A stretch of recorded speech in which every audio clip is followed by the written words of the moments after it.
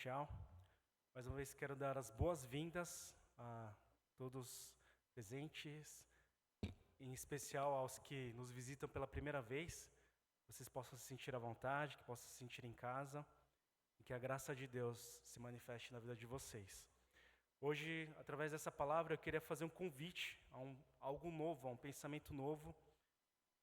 Em outras palavras, fazer um convite ao olhar a partir daquilo que Deus nos revela. E não somente aquilo que eu acho que é certo ou baseado nas minhas próprias experiências, que certamente são importantes, mas eu gostaria que a gente pudesse olhar a partir daquilo que o Senhor nos revela. Lembrando que Deus é o Deus de todo o universo. Ele não é um Deus somente daqueles que se dizem cristãos, mas Ele é um Deus muito acima, muito além, do que a gente pensa, ou eu até diria, de maneira ousada, até mesmo do que o cristianismo em si. Eu estava viajando, eu fui a viagem ministerial, e na volta da viagem eu conheci um jovem que tinha acabado de se formar em odontologia, lá na Califórnia, e ele estava visitando uma amiga do Brasil que estudou com ele. Depois eles iam lá para a Patagônia, e eu fiquei com inveja, mas nunca fui para lá. Mas enfim, isso não vem ao caso. Ele fez uma pergunta muito interessante. Ele era asiático, só que ele era descendente de indiano com japonesa, né? Eu achei bem peculiar, mas eu olhei para ele, se ele perguntasse, né, para eu adivinhar, eu ia achar que ele era taiwanês, mas não tinha nada a ver.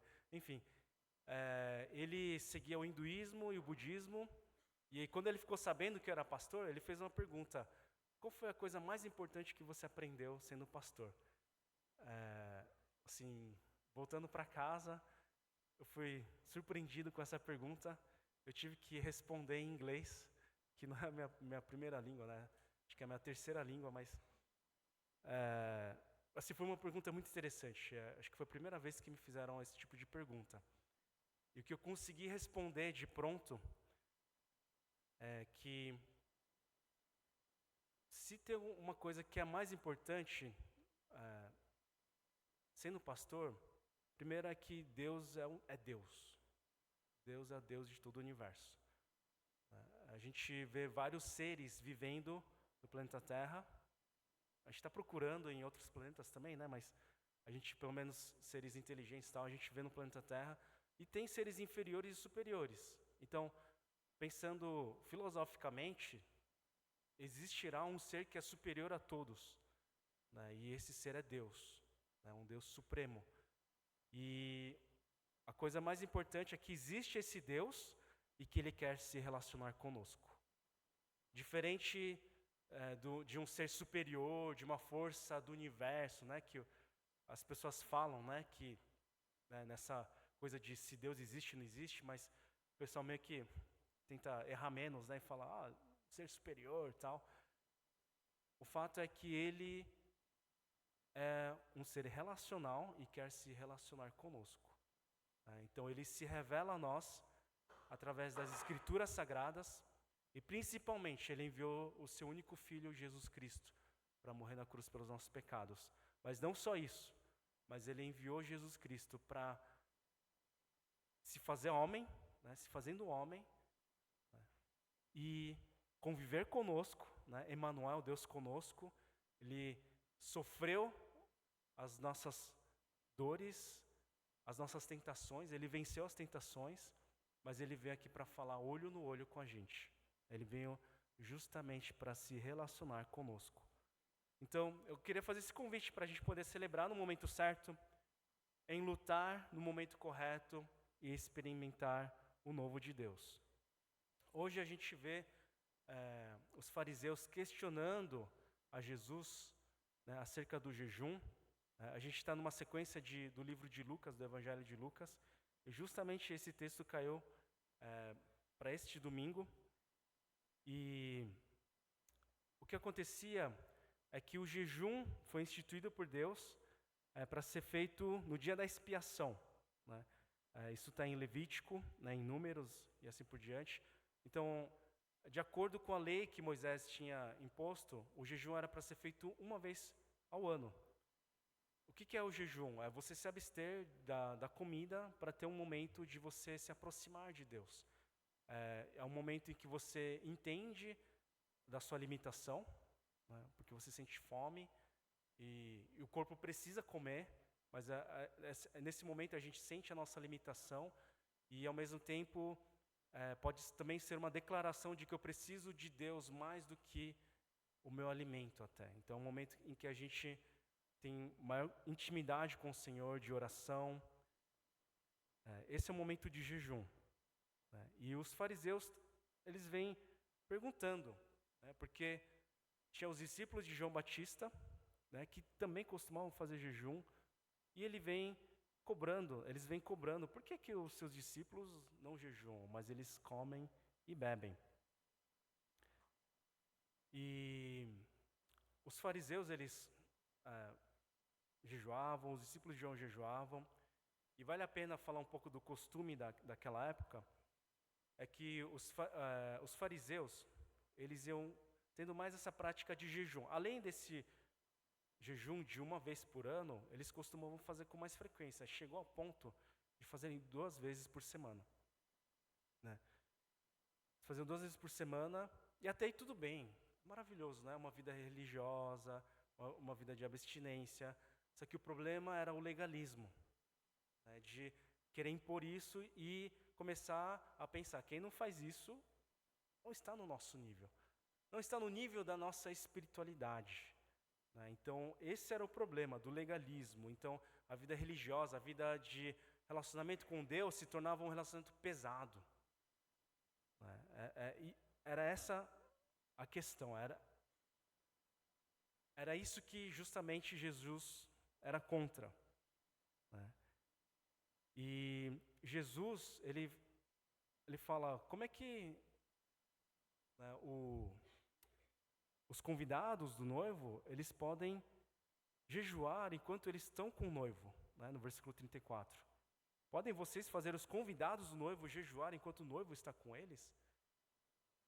Né? Então ele faz essa parábola do quê? Da festa, do casamento, das bodas, né? Um momento festivo, um momento alegre. Né? Então, o primeiro ponto que eu gostaria de trazer hoje é que Jesus nos chama para celebrar.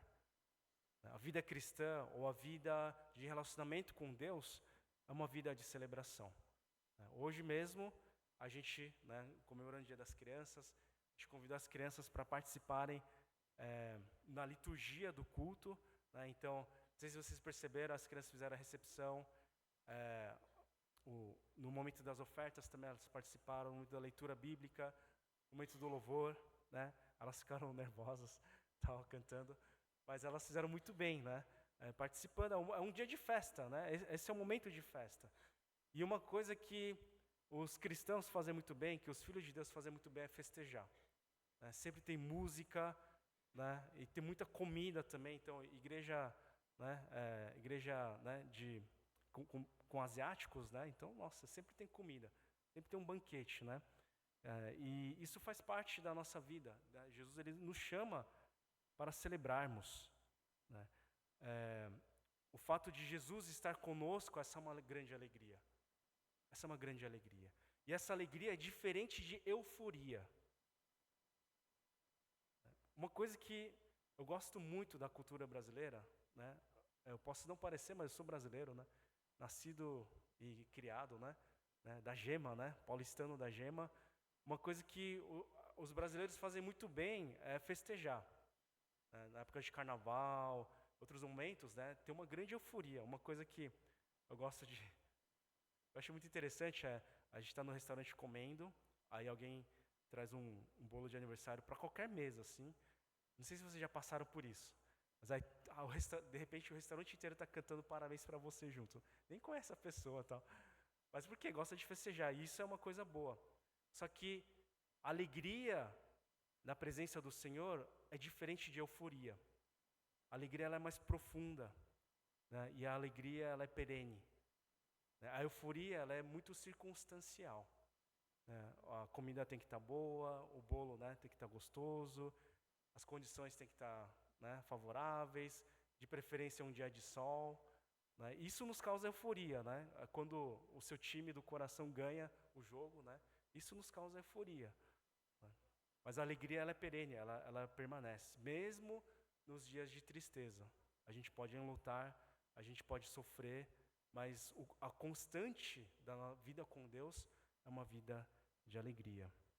Uma vida em que a gente desfruta da presença de Deus, do amor de Deus, e também na vida em comunidade, com a família da fé, a gente compartilha as nossas dores, né, e que diminuem na metade. E quando a gente compartilha a alegria, ela dobra, né, quando a gente compartilha com a nossa família, né. Então, Jesus, ele dá duas parábolas, né. No versículo 36, ele fala da parábola do remendo e da roupa, né. Então, lhes contou esta parábola: ninguém tira remendo de roupa nova e o costura em roupa velha. Se o fizer, estragar a roupa nova, além do que o remendo da nova não se ajustará à velha. Então, faz de conta, tem uma roupa velha, e aí vai fazer um remendo. Se pegar um tecido novo, né, esse tecido vai rasgar, vai piorar o estrago, né, da roupa velha.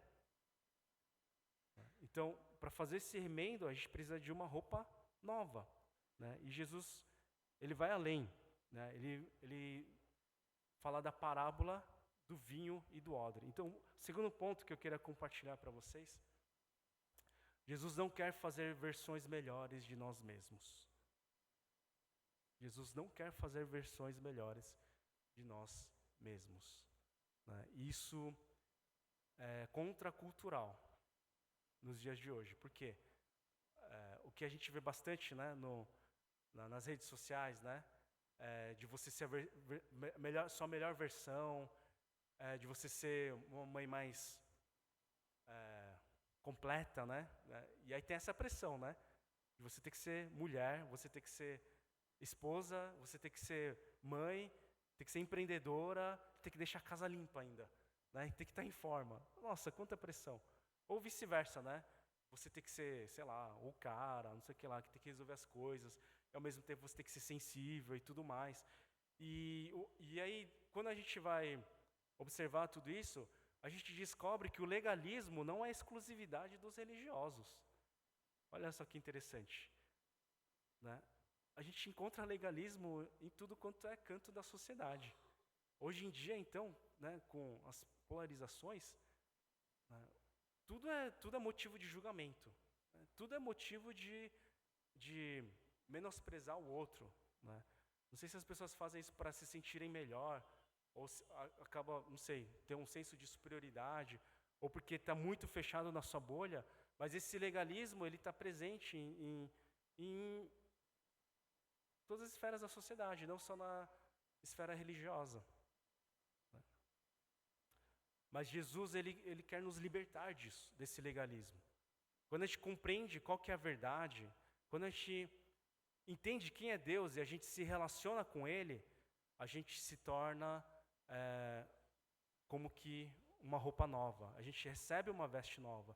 A gente deixa de ser um vinho velho, digamos assim, a gente se torna um novo vinho, né? Ele não quer fazer remendos em nós, na nossa vida simplesmente, mas Ele quer nos tornar novas criaturas. O que isso quer dizer, né? Eu estou falando em âmbito espiritual, né? Por quê? Eu vou continuar sendo Danielson, com o mesmo CPF, com o mesmo RG, né? Com esses olhos puxadinhos, né? Tudo igual, mas uma vez que eu entendo quem é Jesus, o que Jesus veio fazer por mim, uma vez que eu entendo que Deus é um Deus relacional e quer se relacionar conosco, uma vez que eu recebo Jesus como meu Senhor e Salvador, Ele nos faz novas criaturas. Então, a proposta de Deus não é simplesmente melhorar aquilo que era antigo, mas é nos fazer novos. É a mesma pessoa, a mesma aparência, mas por dentro é tudo novo. É uma nova criatura. E terceiro ponto, Jesus nos faz novas criaturas. Se o mundo nos julga, né, você não é um bom pai, você não é um bom marido, você não é uma boa mãe, né, você deveria jejuar mais. Por que você não jejua? A gente estava no encontro do discipulado, uma irmã, ela falou da questão de não ser perfeita, alguma coisa assim, né, nesse sentido. E o Senhor não nos chama para a gente gabaritar, sabe? Tipo, os 10 mandamentos, check. Não, eu cumpro tudo. Não, o que Jesus fala, né, no Sermão do Monte, check, né, das bem-aventuranças, tudo. Não, Jesus não chama a gente para ser perfeito nesse sentido, para ser moralmente perfeito, para ter uma ética completamente perfeita. É lógico que a gente busca o aperfeiçoamento. Mas Jesus nos chama para sermos novas criaturas. É mais profundo do que as pessoas enxergam. Não é só mudança de hábito, de estilo de vida, mas é mudança aqui no coração de quem nós somos. Então, se o mundo fala que nós somos pecadores, né, nós somos insuficientes, o que na verdade é real, né? De alguma maneira nós somos insuficientes, de alguma maneira, né, nós somos pecadores no sentido de nos rebelarmos contra Deus, de não realmente, quando eu olho para mim mesmo, né, eu não sou amável, né, e às vezes eu fico chateado porque eu não sou amado, abrindo meu coração. Mas depois eu penso um pouco mais e eu penso assim, é milagre eu ser amado, porque eu tenho tantas incongruências, eu tenho tantas falhas assim, eu tenho tanta hipocrisia dentro de mim que só eu sei. Nem a minha esposa, ela sabe um pouco, mas tem coisa que nem ela sabe. E eu ser amado, isso é um milagre. Mas sabe, foi por mim que Jesus veio, foi por você que Jesus veio. E não porque você merecia, não porque você é bonitinho, amável, porque você faz coisas boas, mas é porque Ele decidiu amar.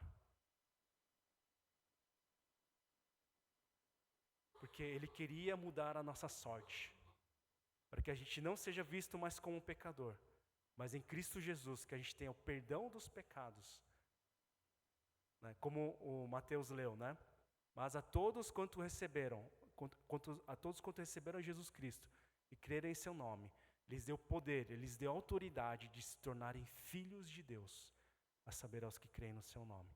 Sabe o que acontece quando eu reconheço, sim, eu sou pecador, eu preciso de Deus? Sabe o que acontece quando a gente diz, Jesus, seja o meu Senhor, eu o recebo como meu Salvador, eu entendo o que Jesus fez na cruz por mim. Eu recebo como meu Senhor e Salvador, perdoa os meus pecados. Quando a gente faz essa decisão e a gente faz essa declaração, essa confissão, nós recebemos o perdão dos nossos pecados e a nossa identidade muda de pecadores para filhos de Deus. Nossa identidade muda de pecadores, de injustos, para justos aos olhos de Deus. Não por merecimento, mas porque a ação salvífica de Jesus, né, passa a nos alcançar. Nós passamos a fazer parte, né, como a gente leu no breve catecismo de hoje. Né, a gente passa a fazer parte do povo celestial. A gente passa a fazer parte da família de Deus.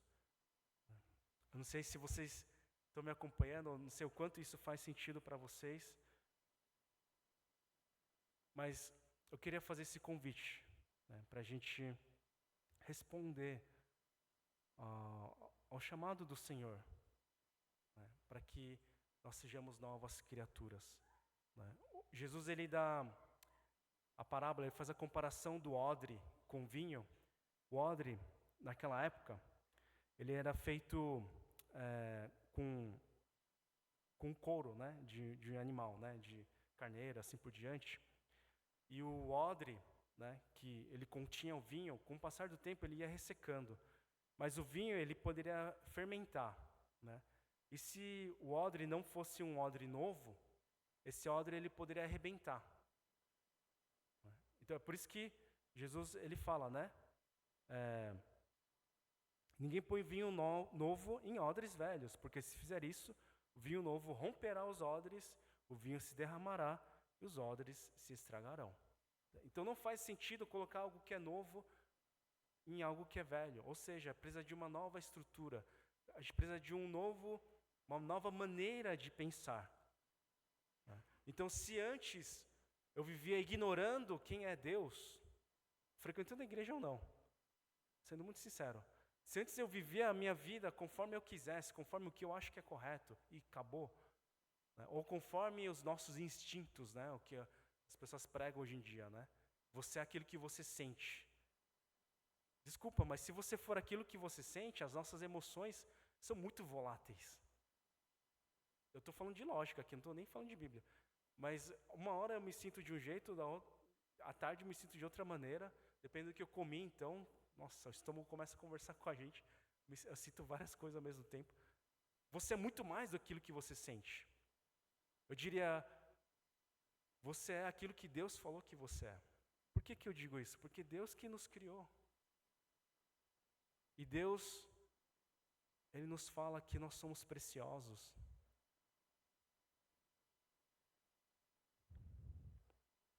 E Ele nos fazer novas criaturas. Então, esse pensamento novo é entender qual que é o coração de Deus para conosco.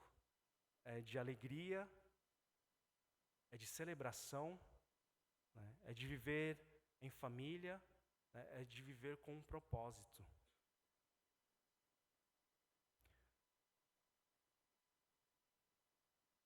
E aí no versículo 39, né, Jesus ele acrescenta: ninguém tendo bebido vinho velho, prefere o novo porque diz o velho é excelente. Aqui Jesus ele estava criticando o ultraconservadorismo, né, dizendo, não, as coisas antigas são boas, não pode mudar, mas por que não pode mudar? Porque sempre fez assim. Não sei se vocês já ouviram esse tipo de argumento, né? E Jesus está falando, não, a gente precisa de coisas novas, as coisas que Deus nos traz. E na verdade o que Jesus está falando era muito mais antigo, né? No melhor sentido da palavra, né? O coração de Deus, né, é o mesmo desde sempre, né? E é isso que Jesus está resgatando, né, nesse contexto, na conversa com os fariseus. Então esse convite que eu quero fazer é de nós entendermos o que Deus tem para nós. Tem uma irmã que eu conheci nessa viagem. Ela é coreana, imigrante lá nos Estados Unidos, e ela falou do processo da conversão dela e do processo da conversão da irmã dela, que foi importante para a vida dela. Que, décadas atrás, a irmã dela, ninguém da família era cristão, e a irmã dela, enfrentando dificuldades financeiras, né, no trabalho e tudo mais, o empreendimento não estava dando muito certo. Então, ela ia consultar os xamãs, as xamãs coreanas, né? Na Coreia, o xamanismo ele é muito popular. Então, não sei se vocês já viram no dorama, mas quando a pessoa quer adivinhar o futuro, tal, eles vão para o xamã, vão com um envelope de dinheiro bem gordo, assim, pedindo para revelar o futuro, para ouvir, né, sobre as coisas. E aí a xamã sempre falava, não, vai dar tudo certo. E nada dava certo, mas pelo menos ela se sentia consolada, confortada ouvindo isso, né? Não, tudo vai dar certo. Até que chegou uma hora que ela foi e a xamã, que assim, é uma religião pagã, não tem nada a ver com o cristianismo. Mas aquela mulher, né, que assim, fazia, né, as coisas, as adivinhações e tal, ela falou assim para a mulher, você tem que procurar um Deus superior. Para de vir para cá, nada vai se resolver. Você precisa procurar um Deus superior. E o que aconteceu? Na frente dessa irmã, tinha uma igreja. E ela começou a ficar com vontade de ir para a igreja. Só que ela ficava sem jeito, porque como é que eu vou entrar assim do nada, não conheço ninguém? E olha só o que aconteceu. Ela começou a enviar a filha dela, ela tem 2 filhas, ela começou a enviar as filhas para ir para a escola dominical com os amigos, tal, para ela ter uma desculpa para poder ir para a igreja, né? E aí ela começou a frequentar a igreja, ela conheceu a Jesus, ela entendeu quem ela era em Cristo Jesus, e ela começou a falar de Jesus para todas as pessoas, todos os amigos. E aí essa irmã que estava contando para mim a história, ela falou como a irmã dela, ela é muito influente, né? Quando ela fala assim, as pessoas do bairro assim davam muito ouvido para ela assim.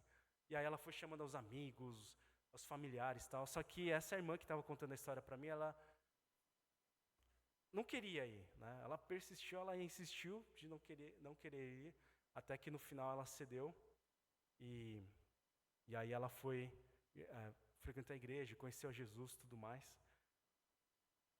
E eu fiquei assim estupefato assim, porque tudo isso começou não com um evangelista, não com, sei lá, um presbítero, um diácono falando, não vai para ele, não, com uma xamã dizendo, você precisa de um Deus superior. Né? Aí eu pensei, nossa, ela é de verdade mesmo, né? Porque se fosse, né, falseta assim, nem, né, não ia ter essa sensibilidade. Mas o que eu quero dizer é que realmente Deus é o Deus dos deuses. Deus é um Deus superior. E aí uma coisa que eu falei pro jovem lá no avião, eu falei, eu não sou o dono da verdade. Longe disso. O meu conhecimento é muito pequeno. Mas eu gosto de dizer que eu sou o servo da verdade, que é Cristo Jesus. O que eu quero dizer? Nós cremos nas Escrituras Sagradas, porque Deus ele se revelou através das Escrituras Sagradas. Mas Deus ele é muito maior. Ele não é só Deus dos cristãos que creem nele. Ele é Deus de toda a humanidade, de todo o universo. Crendo ou não nele, ele não precisa disso, ele não depende disso. É por isso que ele é Deus. Né? Senão ele não seria Deus. Né? E diferente do que as pessoas pensam, o Deus que nós cremos não é produto de pensamento humano. Pelo contrário. Pelo contrário, nós dependemos dele. E é por isso que nós dependemos da revelação que ele faz a nós, para que nós possamos conhecer a ele. Então, concluindo, né, uma reação, uma resposta à mensagem de Deus, para vinhos novos, precisamos de odres novos.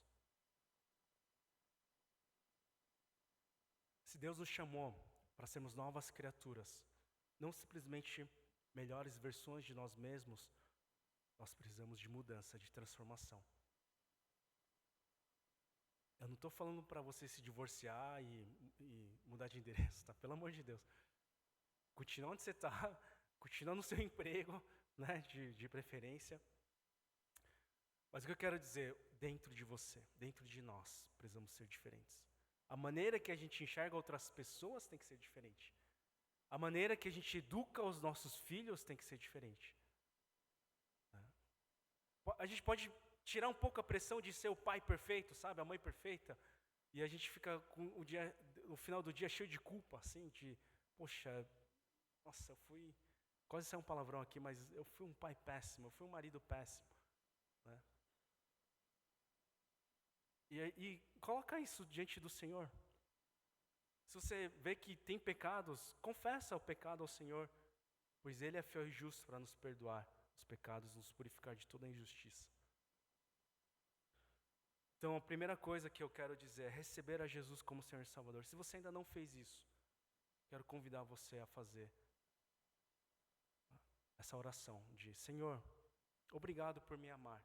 Obrigado por enviar o seu Filho para morrer na cruz pelos meus pecados. Eu reconheço que eu sou pecador. Perdoa os meus pecados. Que eu possa crescer como filho de Deus. Que eu possa honrar o teu santo nome. Em nome de Jesus, amém.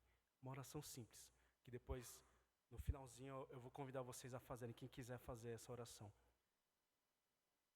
E nós precisamos entrar no processo de transformação de mente e santificação. De pensar o que realmente é importante, né? Porque hoje em dia os valores são invertidos, né? Tem gente que mata para roubar um celular, tem gente que quer matar de volta porque quer roubar o meu celular. É só um celular.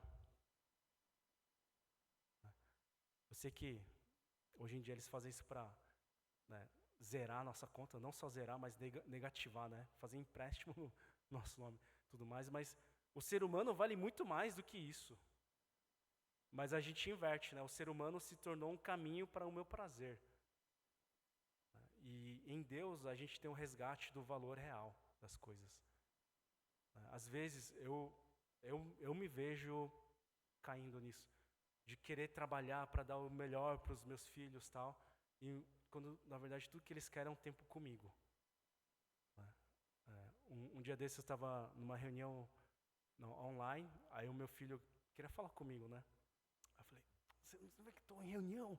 Depois de conversa, né? Tipo, depois eu pensei, poxa, eu só queria fazer uma pergunta, né? Eu poderia pedir licença, sabe? E falar, não, o que foi? O que você precisa, né? Às vezes é isso que os filhos precisam, de um tempo de qualidade, da gente ouvir eles. Mas a gente quer trazer presente, quer enviar na melhor escola, tal, que às vezes as crianças nem se adaptam bem. Né? Mas quando a gente entende a vontade de Deus, quando a gente enxerga com os olhos de Deus, tudo muda. Né? E as coisas começam a ter um sentido diferente, um significado diferente. E aí, nesse processo, olha só que interessante, até o sofrimento vale a pena. Até o sofrimento vale a pena. Porque uma coisa que Jesus falou para os discípulos, para os fariseus, foi: eles não precisam fazer jejum agora, porque eles estão com o noivo, que é Cristo Jesus. É uma comparação que a gente vê nas Escrituras Sagradas, né, de Jesus sendo o noivo, e a igreja, o povo de Deus, sendo a noiva, né, a festa das bodas. Né, o Apocalipse termina com essa festa. Mas aí Jesus fala, vai ter um tempo em que eles vão jejuar. Ou seja, Jesus está indicando o seu sofrimento e a sua morte. E sofrimento e morte é maldição, é consequência do pecado. Mas em Jesus, aquilo que era maldição se torna bênção. Porque foi o processo pelo qual Jesus passou para nos dar a vida eterna. Para nos tornarmos filhos de Deus. E olha só que interessante, a gente é salvo pela graça de Jesus. Não tem nada que a gente possa fazer para ganhar ou merecer a salvação. Eu quero deixar isso muito claro. As boas obras que a gente faz não vão anular os pecados que a gente comete. Mas uma vez que a gente é salvo, uma vez que a gente se torna filho de Deus, quando a gente sofre por amor às pessoas, quando a gente sofre pelo Evangelho, isso se torna um canal de bênção para as pessoas.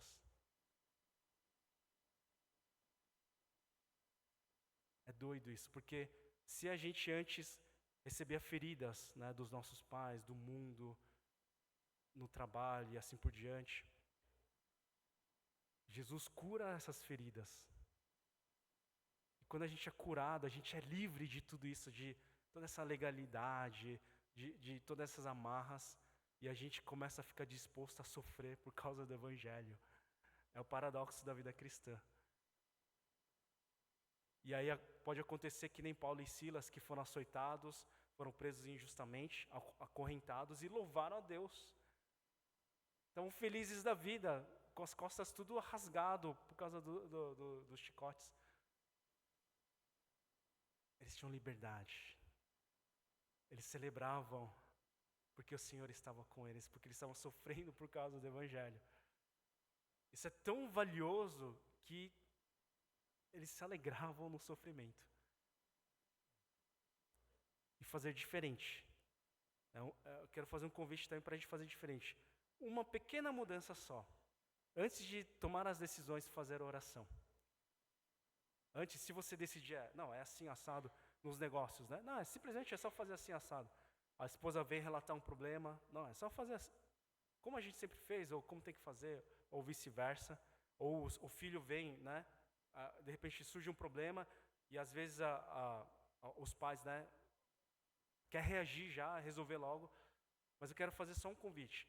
Faz uma oraçãozinha antes de decidir, antes de reagir, se possível. Nem sempre vai dar, e não tem problema. A próxima faz melhor. Mas quando vem falar, faz uma oração. Senhor, o que eu tenho que fazer? Senhor, me dá sabedoria. Quais as coisas eu tenho que observar? Senhor, me mostra o caminho. Principalmente orar permanecendo na palavra. uma pequena mudança, né? É como se mudasse só o ângulo, só um pouquinho do direcionamento. Lá para frente, você vai ver a transformação ocorrendo, de fé em fé, de graça em graça, né? Aos poucos. Então, convido vocês a fecharem os olhos. Se por acaso tem alguém que não recebeu o Senhor Jesus como seu Senhor e Salvador, mas gostaria de receber aqui neste momento, eu vou te ajudar fazendo oração com vocês. Mas se tem alguém que por acaso ainda não recebeu Jesus como Senhor e Salvador e gostaria de fazer essa oração, poderia levantar a mão? Só como sinal de fé, uma expressão de fé. Tem alguém que gostaria de fazer essa oração? Bem, fica à vontade, é só um convite.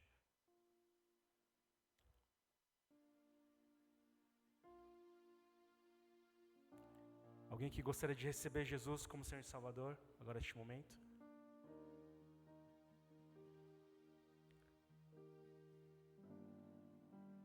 Eu vou convidar você a fazer essa oração comigo. Quem já recebeu, não precisa receber de novo, né? Pois eu creio que Jesus não nos abandona, uma vez que nós recebemos com sinceridade de coração. Mas se você tem dúvida, por acaso, se você ainda não fez essa oração e gostaria de fazer, eu vou convidar você a fazer essa oração. Pode ser em voz baixa, mas eu vou pedir que você repita essa oração comigo. Senhor Deus, muito obrigado pelo seu amor. Obrigado por ter enviado Jesus Cristo para conviver conosco, para falar conosco olho no olho. E obrigado porque Jesus veio para perdoar os nossos pecados. Eu reconheço que eu sou pecador, confesso os meus pecados. Eu recebo a Jesus como meu Senhor e Salvador. Que eu possa viver os planos de Deus e que eu possa viver de modo digno de ser chamado Filho de Deus. Em nome de Jesus eu oro. Amém. Eu gostaria de fazer mais uma oração, de convidar a gente a viver um novo dia.